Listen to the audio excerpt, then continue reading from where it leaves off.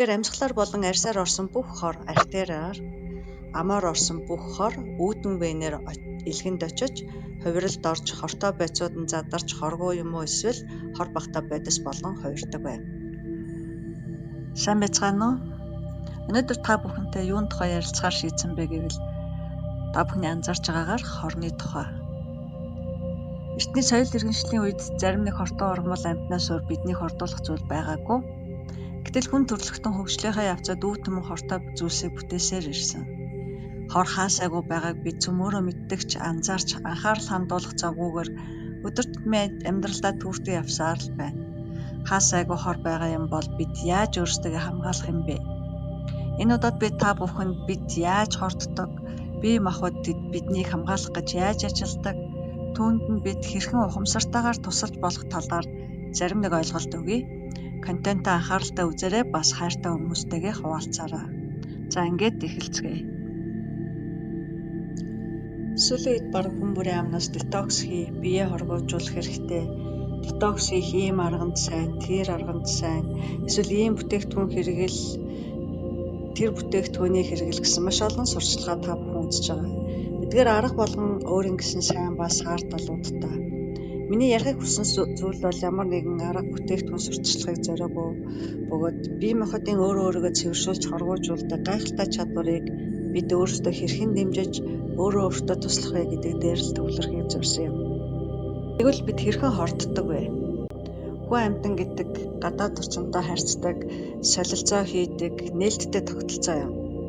Бид гадаад орчинд байгаа түмэн зүйлсийг амьсгалаар, арьсаар, амаар дамжуулан биедээ оруулдаг.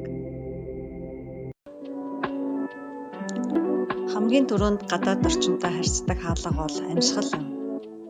Амьсгалахгүй бол бид хэдхэн хоромж байж чадахгүй бөгөөд амьсгалах тоолонд амьсгалаар орох хортой байдал, уушгины нолон салаа мөчрөөр дамжин цуснд шууд орж тарих болон илгийг хордуулдаг. Бидний амьсгалж байгаагаарт өв олон төрлийн хорт байц байдаг. Ялангуяа өвлөө улирал агаар ямар аимшигтай болдгийг хүмүүр мэддэг. Үүнээс гадна бидний өдөр тутамдаа хэрэглэдэг хамгийн хүчтэй хоруудад бензин, төлш будаг, тэр бүхэл агааржуулагч өнөртэй ус хүртэл ордог. Хүний хамарт өнөртөж байгаа бодис болгон амьсгалаар орно гэсэн үг. Тэгэхээр эдгээр бодисуудтай харьцдаг хүмүүс хамгаалтын шүүлтүртэй маск хэрэглэх, тоон бодисыг хэрэглэж байгаа үедээ салхин дээр нь зогсох, за мөн цонх салхивчаа нээж агаарсаа оруулах хэрэгтэй. Одоо зуны улирал болж айл албан газрууд засвар хийж будаг шохооны ажил эд эхэлдэг үе. Хурц үнэртэй ахуйн бодисуудыг аль болох хэрэглэхгүй байх гэх мэтчлэн хамгийн наад захын өрсөн сэргийлэх арга хэмжээ авч явах хэрэгтэй. Миний бусдад байнга хэлхийг хүсдэг зүйл бол ханаа томооны улиралд бид ажил гэртээ амны хаалт зүүж хэвших хэрэгтэй. Вирус бактери гэдэг амьсгалын замын хамгаалах чадварыг эвддэг дархлааны тогтолцоог гажуулдуулдаг гол зүйл. Бид өөрсдийгөө үр хүүхдээ хамгаалахаас биш хэн нэгэн албан тушаалтан, эрх мэдэлтэн, эмч сувлагч та биднийг хамгаалахгүй. Өвлийн улиралд яг л ковидын үеийн тэглэмээр явдал суудлаа багасган амны хаалт зүүж хэвших нь бидний болоод үр хүүхдүүдэд маань хэрэгтэй юм. Бидний гадаад орчинтой холбодог дараагийн нэг зүйл бол арьс юм. Арьс хүний хамгийн том эрхтэн бөгөөд 3 давхаргатай. Хамгийн дээд давхарга нь олон игнээ бүхий 39-ийн давхарга бөгөөд өнгөн хэсгээсээ байнга гуйжиж доороос нь шин эсүүд төлжиж байдаг. Энэ хэсэгт меланоцит гэдэг арьсны өнгийг тодорхойлдог эс байдаг бөгөөд нарны хит ягаан туяанаас биднийг хамгаалдаг. За дараагийн давхаргад нь арьсыг уян хатан, гөлгөр толгор болгодог уургууд, судас, мэдрэл, хөс тоссны бочирхаа агуулдаг давхарга байдаг. Харин үүний доор өөхөн давхарга байдаг бөгөөд биднийг даарч хөрөхөөс хамгаалдаг. Арьс тэгэхээр биднийг механик гэмтлээс хамгаална. Мөн арьсан дээр байдаг арьсны бичил битний бүхэлдээ айран байдаг бөгөөд сайн бактериуд гэж нэрлэгддэг эдгээр нянгууд нь өвчин үүсгэгч нэм бактери, мөөгөнцрийн өсөлтийг дарангуулдаг. Арьсны гадаргуу бага зэргийн хүчлэг орчинтой. Энэ нь микробын өсөлтийг дарангуулдаг байна. Арьсанд байх тодорхой дархлааны эсүүд нь халдвар болон гадны бодисын эсрэг биднийг хамгаалж байдаг. Үүнээс гадна арьс дулаан зохицуулах, халууцсан үед хөлөргөж, сэрүүцүүлэх, даарс үед дулаацуулах, түүнээс гадна хөлсөөр хор гадагшлуулах үүрэгтэй байдаг. Гэтэл бид арьсаараа өөрсдөө мэдэхгүйгээр хорт байцыг өдөр тутамдаа нэвтрүүлж байдаг. Сүүлийн үед харшил, диабетис, экземгүй хүмүүс ямар их болж байгаа вэ дээ. Эргэн тойронд чинь ядаж нэг хүн арьсны асуудалтай байгаа. Бидний биедээ түрхдэг тос, үнэртэн, ахуй хэрэглээний бокс, саван, угаалгын бодис бүгд л үнэртэй, хөөсрүүлэгчтэй, өнгө, химийн бодистой байгаа. Бидний өмсөж байгаа хувцас, ор дэрний хэрэгсэл, бүгдийн тоглоом, халбах сэрээ, угчны ирзэнийг юугаар хийдгийг бид тэр бүр мэддэггүй. Зарим бүтээгдэхүүнийг дахин боловсруулсан хог хаягдал химийн хороор хийж байгаа. Дээхэн үед хувцаа барааны савнгаар л угаадаг байсан. Барааны савнг өөхөн тосоор хийдэг. Одоо хүмүүс нэл хүүхдээ угаахаа бараг болсон. Нойтон салфет гихч айхтар үнэртэй хөөсөрсөн устдаа зүйлээр арчаад памперс өмсүүлждэг болсон. Энэ бүхнийг бид соёл иргэншлийн гайхамшиг гэж ойлгодог. Хүүхдийн унтуулгын эмчийн хувьд анзаарсан зүйл бол байн гусанд ордог, байн ариун цэвэр сахидаг гэх хүүхэд хамгийн эмзэг хатаг буглаанаас шалгаа байсан байдаг нь илүүтэй. Өмнө нь хэлсэнчлэн арьсны өөрийн хамгаалах чадварыг алдагдтал янз бүрийн саван ариутгалын бодис хэрэгэлдэг болсон нь харамсалтай. Дараагийн бидний биедээ хорыг оруулдаг нэг хаалга бол ам байгаа. Бид хоол хүнстэйгээ ямар их хортой зүйлсийг тансаглал хэмээн эндүрж идэж удгийг та мэдэх үү? Детокс хий, тимч ногоо навч, ийм журмал ногоо сайн гэж янз бүрийн зүйл, шейк, смути эргэлхийг зөвлөдөг. Тэгвэл бид иддэг зүйлсээ яаж тариалж, хэрхэн ургуулж, ямар сав суулганд яаж боловсруулж хэрэглэх, хэрхэн хадгалах ёстой вэ гэдгийг тэр бүр мэддэг билүү? Ургамал ногоог шавж орхоноос хамгаалах, ургалтыг нь сайжруулахаар хэрэглэж буй хор, халууны уралд орохоороо хортой бодис ялгаруулдаг сав суулга, лаазлсан, даршилсан хадгалалтыг нь уртассан бүтээгдэхүүнүүд, задлсан байхад мууддаггүй, эсдэггүй, гашилдаггүй тараг сүү, хайрч дүүлж шарж хуухалж боловсруулсан хүнс энэ бүгд биднийг баг багаар хордуулсаар л байдаг. Энэ хүртэл сонсоод танд юу бодогдож байна? Одоо бүр амьсгалж, идэж ууж, өмсөж хэрэглэж болохгүй нэг гэж уурч хурж байна уу? Жоохон тайвшир. Бидэнд баг хордох сонголт бий. Би мах бод маш ухаалаг. Би зөвхөн ухамсартайгаар баг зэрэг өөртөө туслахад л болно. Яаж гэж юу? Тэгвэл үргэлжлүүлцгээе. Хүн амьтанд зүгээр л нэг хордоод байж байдаггүй. Бид орсон бэцэн солилцооны дүнд үүссэн хэрэггүй, хортой, бас илүүд л бэцүүдийг хоргоожуулж, биеэс гадагшлуулж зайлуулдаг. Хүний сэтгэлэл шуналтай болохоос биш, бие махбод өөртөө хэрэгтэйгээ л хэрэгэлдэг. Элэг хортой байцыг хоргоо бодис болгон хуургадаг. Харин илүүдл хэрэггүй хортой байцууд биеэс өтгнөөр, шээсээр, амьсгалаар, хөлсөөр ялгардаг. Жишээлбэл арх уугаас шаардсан бай гэж бодъё. Бие махбод хамаг хүчээрээ хорыг зайлуулахын тулд амьсгалаар мөн ходоод гидсэнд байгаа хороо бөөлжиж, гүйлгэж тэр бүхэл арьсаараа хүртэл гадагшлуулах гэж оролддог. Арх уусан хүн ямар муухай үнэртэй болсон байдаг вүлээ. Олон дахин ийм үйлдэл давтагдвал бидний эд эрхтэн хамгаалах тогтолцоо маань хүчин мөхсдөж, туйлдан эцэстээ эргэж сэргээх боломжгүйгээр гэмтдэг. Биеийг хоргоожуулдаг хамгийн том эрхтэн юу вэ? Тэгвэл одоо биеийг хоргоожуулдаг хамгийн том эрхтэн болох элгэний тухай ярилцъя. Юуны өмнө цөмөөрөө элгэний тухай ойлголттой болцгоё. Элэг хүний биед ямар үүрэгтэй вэ? За нэгдүгээрт хоргоожуулах. Хоёрдугаарт уураг нийлгэжүүлэх. Гуравдугаарт сахарын солилцоонд оролцох. Дөрөвт цус бүлгэнэлтэнд оролцох. Тавдугаарт бодисын солилцоо, уураг, нүүрс ус, өөх тосны солилцоонд оролцох. Зургаад нь цус ялгаруулж хоол боловсруулалтанд оролцох хамгийн чухал үүргүүдтэй. Хортой бодисууд элгэнд яаж хүрдэг вэ? Үүнийг мэдхийн тулд элгэний цусан хангамжийг ойлгох хэрэгтэй. Элэг хоёр газраас цусаа авдаг. Нэг нь элгэний арх дээр, нөгөө нь хэвлийн хос бус эрхтнүүдээс буюу хотоо, даруу 2-3 гидс, нарийн гидс, бүдүүн гидснээс гарсан цус цуглардаг үүдэн вен гэж нэрлэгддэг судаснаас цусаа авдаг. Тэгэхээр амьсгалаар болон арьсаар орсон бүх хор арх дээрээр, амаар орсон бүх хор үүдэн венээр элгэнд очиж хувиралд орж хортой байцууд нь задарч хоргоо юм уу эсвэл хор багтаа бодис болгон хуурдаг байна. Тэгвэл амар орсон хоол гидсэнд задраад өтгөн болж биеэс гадагшлахад хэдий хэрэг хугацаа шаардлагатай байдаг вэ? Аманд 1 минут. Улаогоор дамжин өнгөрөхөд 4-8 секунд. Хотоодонд юу эзнээс хамааран шингэн зүйл 2 цаг, хагас шингэн зүйл 4 цаг, мах удаан боловсрдог хүнс 6-аас 8 цаг болдог. Харин нарийн гидсэнд 4-5 цаг болох бөгөөд энд хамаг шимт хичээлтэй зүйл задарч шимэгдэг. Бүтэн гидсэнд ус, зарим витамин шимэгдээд 10 цагаас хэдэн өдрийн дараа өтгөн биеэс гадагшилдаг. Тэгэхээр энэ өтгөн гадагшлах хугацаа юунаас хамаардаг вэ гэхээр тоо хүний хөдөлгөөний идэв, дээрээс нь идэж ууж байгаа юмны хэмжээ, найрлага, төрөл, мөн өдөртөө хоногтой хэрэглэж байгаа усны хэмжээнээс ихэд хамааралтай байдаг.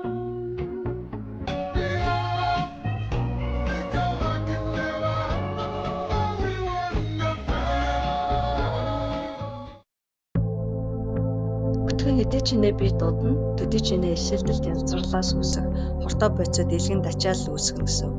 Хэмжээнээс хэтэрсэн ачааллыг илэг дийлэхгүй болж эхэлдэг. Жишээ хэлье. 7-8 хоног байж баадаг, өтгөн нь хатдаг хүүхэд ямар байдалтай болдог вэ гэхээр нүднийхэн доогуур хар хүрээ татаж, хоол нь дургу, дотор нь мухаардаг, ядардаг, туниа муутай, зарим тохиолдолд халуурдаг, арьс нь хуурайш захтандаг, тууралт гардаг, амнаас нэвгүй өнөр өнөртөг гэх мэтийн хордлогын шинжүүд үүсдэг. Насанд хүргэсдэг ч гэсэн ийм шинж үүсдэг.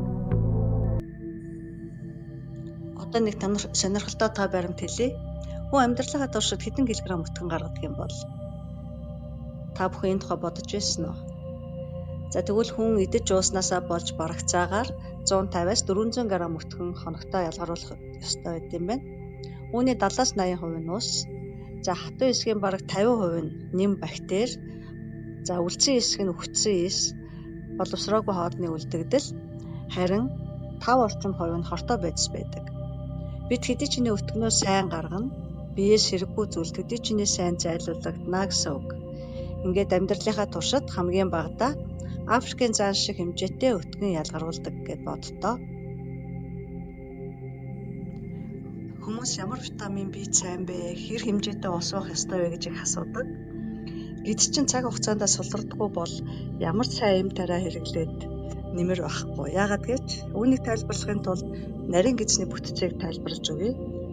Нарийн гидсний хаан нэмгхэн байдагч микроскопоор харахад дотроо маш олон тооны цэлмэнтэй, эдгээр нь биед орсон хоол тэжээлийг их талбайгаар шимэгдүүлж авах зорилготой байдаг. Одоо өмнөх зурагнаас нэг цэлмэнг тодруулж харъя. Тэгэхээр цэлмэнгийн дотор гадаргуу нэг игнээ эсээр хучигдсан байдаг. Түүний доод давхаргад артери вены судснууд тунгалгын судас хоорондоо сүлжилдэж байрладаг. Тэгэхээр гидсний хөндөд байгаа шим тэжээлийн бодисууд энэ нэг игнээ эсээр шалгагдаад цуснд ордог. Тэгээд тунгалгын дархлааны эсүүд зарим нэг цус руу нэвтэрсэн нэм вирусыг устгаж дархлааг зохицуулдаг. Гэтэл өтгөн хатаж гидсний хөндөдийн хэмжээгээр хуримтлагдахад эдгээр цэлмэнгүүд, эдгээр ганц игнээ эсүүд дарагдаж шахагдан үйл ажиллагаагаа хэвэн явуулж чадхаа болж хэрэгтэй хэрэггүй бодисууд цус руу хүчээр ордог. Ингэж бид идэж ууснасаа болж өөрийгөө хортуулж эхэлдэг. Тэгвэл бүдүүн гидс ямар үүрэгтэй вэ? Бүдүүн гидсэнд хоногтой ойролцоогоор 1.5 литр ус эргэн шимэгддэг. Гэтэл ус бага уух нь, ялангуяа эрчүүд маань ус бараг уудаг нь тэдний гидсний үйл ажиллагаанд сөргөөр нөлөөлдөг. Өтгөн байн гатах нь гидсний дотор хааныг гэмтээж, улмаар эс дахин гэмтснээс болж хувиралд орж хавдар үүсэх эрсдлийг нэмэгдүүлдэг. Түүнээс гадна хоол тэжээлийн задрал бактерийн тусламжтайгаар үргэлжилдэг. Бүдүүн гидсний хөндөд ойролж байгаа 100 трлн буюу 1-1.5 кг бактери агуулгаддаг. Зарим витамин бүдүүн гидсэнд нийлэгддэг. Тухайлх юм бол К витамин, мөн В-ийн төрлийн зарим витаминууд бүдүүн гидсэнд бактерийн тусламжтайгаар нийлэгддэг байна. Бүдүүн гидс дархлааны тогтолцоонд нэлээд чухал үүрэгтэй оролцдог. Дотоод орчинг тэнцвэртэй байлгадаг гол эрхтний нэг тооцогддог. Энэ хүртэл сонсоо та бүхэн яагаад бид өөрсдөө болон илгээ хордуулахгүй тул амьсгалж байгаа агаар эдэлж хэрэглэх зүйлс, ууж идэх хоол ундандаа анхаарах ёстойг, мөн түнчлэн амаар орсон хорыг биеэс хурдан гаргаж байхын тулд өтгөнөө хатаалгүй өдөр бүр тогтмол хүндэрч байх нь хичнээн чухал болохыг ойлгосон байх гэж бодож байна. За одоо бидний мэддэг мөртлөө оошоодгүй нэгэн чухал зүйлийг ярихаас өмнө элгэний тухай элэг яаж ажилладаг талаар товчхон ойлголт өгье. Та бүхэн мэдэж байгаа. Элэг гэдэг гүлгэр гадаргатай зөөлөн хүрэн эрхтэн байдаг. За элгийг микроскопоор ингээд наривчлах харах юм бол энэ зурагт харуулсан шиг маш олон тооны 6 талт архитектурын маш нарийн бүтцтэй байдаг. За эндээс нэг 6 талт бүтцийг нь томруулж харах юм бол голтой элгэний вэ нэртэй судас, за 6 өнцөгт нь улаан өнгөтэй нартээр, хөх өнгөтэй нь үүдэн вэ, харин ногоон өнгөтэй нь цусны суугийг дүрсэлж харуулсан байна. Харин одоо 6 өнцгөөс нэг өнцгийг нь илүү томруулан харъя. Түрүүн бидний ярьж байсан артер мөн эзнүүдээс ирдэг цусыг хураадаг үүдэн вэ, цусны сувг гэсэн 6 талтын оройнуудад байрлаж байгаа сувгаас төвд байрлаж байгаа элгэний вен рүү цус очих замдаа шар өнгөтэй элгэний эсүүдээр дамжаад тэрүүгээр шүүгдээд хоргоожээд тэгээд элгэний вен рүү ордог. Харин элгэний эсэд дүүсэн цус одоо энэ зурган дээр харуулсан цусны сувг руу ногоон сувг руу буцаж цуглараад эндээсээ цусны хөдийгээр дамжин гидс рүү орж одоо хоол боловсруулахад оролцдог. Ингэж хоргоо болгохын тулд элгэний эсүүд өөрөө ирүүл байх ёстой. Гэтэл вирусын энэ халдвар одоо бидний ярьдгаар ВЦ вирус тийм ээ эсвэл арх за элэг гэмтээдэг янз бүрийн хорт байцууд мөн элэг өөгчлөлт зэргээс одоо элгэний өөрхний эсүүд гэмтэж улмаар хороо шүүж чадах болдог. Бидний мэддэг мөртлөө тоодгүй чимээгүй аюул болох нэг эмгэгийн тухай одоо би ярих гэж байна. Та бүхний хідэн эхо элгээ харуулахад элэг өөхөлсөн байна гэдэг үгийг сонсож байсан бэ. Тэгвэл элэг өөхлөх гэж юу вэ? Яагаад аюултай вэ? Та бүхэн ойлгож байгаах энд бид одоо тархалтын тухай ярих гэж байна. Мэдээж одоо элэг өөхлөнө гэдэг маань элэг тархалсан гэсэн үг. За тэгэхээр хүн тарган туранхай байх нь мэдээж хувь хүний хэрэг. Хүн болгон жинхэнэ илүүдэлтэй байх, тарган байх нь одоо эрүүл мэндэд ямар сөрөг нөлөөтэй вэ гэдгийг бүгдээрээ мэддэг. Гэхдээ бол одоо турахыг хичээдэггүй, өөрийгөө хайрладгүй, зүгээр байгаагаараа байх нь одоо зөв гэж өөрөө өөртөө итгүүлдэг. За тэгэхээр яг одоо тархалт маань яг элгэнд яаж нөлөөлөд байгаа вэ гэдгийг одоо цөмөөрөө ойлгоё. Тэгэхээр тархалт олон хэлбэртэй байдаг. За зарим хүмүүс хэвлэгээрээ их таргалдаг, гэтэл зарим хүн болохоор өгзөг гуй хэсгээр их тарган байдаг. Тэгэхээр хэвлийн хэсгээр таргалтай байх нь элгэнд илүү аюултай. Яагаад тэгэхээр хэвлийн өөх ихтэй байна гэдэг маань дотор эрхтний өөх мөн төдийчнээ их байна гэсэн үг. Тэгэхээр элэг илүү таргалнаа гэсэн үг байна. Та бүхэн бодчихж магадгүй элэг таргална гэж юу аах вэ гэж.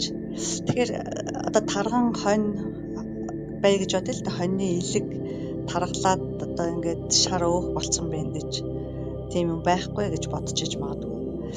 Тэгвэл яагаад одоо элэг өөхөлсөн байна гэж яхад харагддсан бэ? За энэ тухай би таад дараагийн слайдад үзүүлнэ. Тэгэхээр ер нь бол та бүхэн мэдчихэж байгаа те таргалахад арьс сунаж, зарим тохиолдолд бүр арьс язардаг. Тэгэхээр өөх бол төдий хэмжээгээр одоо ингээд томорч ид шиг гэмтээдэг байна. Одоо энэ зурган дээр харуулсан байгаа шиг 2.5 кг булчин мах, за 2.5 кг өөх хоёрын харьцааг ингээд харуулсан байна л да. Тэгэхээр би юу хэмжээний одоо жингийн хувьд ижилхэн мөртлөө өөх ямар их талбайг хамарч томортдгийг одоо та бүхэн харж байна тийм ээ. За одоо би та бүхэнд энэ зургийг тайлбарлаад өгье. За эхнийх нь эрүүл элэг байна. За хоёр дахь нь өөхөлсөн элэг. За гурав дахь нь хатууч барцаасан элэг байна. За өмнө нь ярьж байсанчлан элгэний эсүүдэд хор шүүгдэх ёстой байтал элгэний эсийн дотор өөхөн туслууд үүсч одоо таргалсантай холбоотой үүсч эхэлдэг. За энэ нэмэгцээр байгаад явандаа эсийг дотроос нь гэмтээж ингээд задалдаг байна. Тэгээ энэ гэмтсэн эсүүдийн оронд одоо тойроод сорив үүснээс илэг явандаа хатуурч одоо бидний ярьдгаар цирроз үүсдэг. Тэгэхээр илгэний хатуурлыг ерөнхийд нь одоо хоёр хуваадаг. Архины шалтгаанд, архины бус шалтгаанд гэж хоёр хуваадаг. Тэгэхээр арх их уудаг хүний илэг хэмцнээс олж бас хатуурдаг байх нь. Хоёр дахь шалтгаан нь болохоор архины бус шалтгаанд болохоор вирусын шалтгаантай одоо бид нарын мэддэг ВЦ вирус, Д вирусын шалтгаанд илгэний цирроз. Нөгөө дэх гол том шалтгаан нь болохоор элэг өөхөлснөөс болж цирроз үүсдэг. Ингээд элэг өөхөлсөн байдалтай 20-30 жил болоход элэг шилжүүлэн суулгахаас өөр аргагүй болтол элэг гэмтдэг. Тэгэхээр яагаад таргалалтыг чимээгүй тахал вэ гэж нэрлэдэг вэ гэхээр та бүхэн эндээс харж байгаа бох тий. Энэ бол дөнгөж нэг жишээ. Энээс гадна таргалал маш олон эмгэгийн их үүсвэр болдог. Ингээд нэлээд урт контентод өгнө. Би хоргоожуулна гэдэг зөвхөн нэг удаа гизээ цэвэрлээд өргөлзөл сайжруулдаг цай, кофе, ногооны шейк хэрэглээд хийдэг зүйл биш юм. Амьдралдаа эрүүл амьдралын хэм маягийг баг багаар суулгаж, зөв хооллож, эрүүл зөв хэрэглээгээ нэмэгдүүлж, гаднаас орох хорт бацыг багасган элгэний үйл ажиллагаагаа дэмждэг байгаарай. Энд эхнэр ээж хүний үүрэг маш чухал. Та хөргөгчөө юугаар дүүргэн, гэртээ юу хэрэглэнэ, түүнээс таны гэр бүлийнхний эрүүл мэнд хамаарна. Энтэй та санал нэг байгаа байх.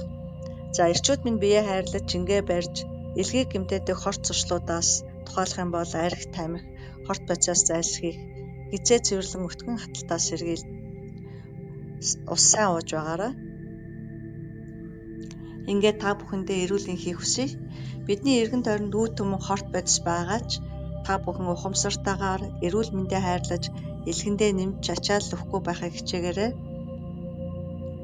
Дараагийн контент хүртэл түр баяртай. Асуух зүйл байвал комент хэсэгт бичээрэй. Энэ мэдээлэл таалагдсан бол шеэр хийгээрэй. Бас subscribe дарахаа мартаваа. Баярлалаа.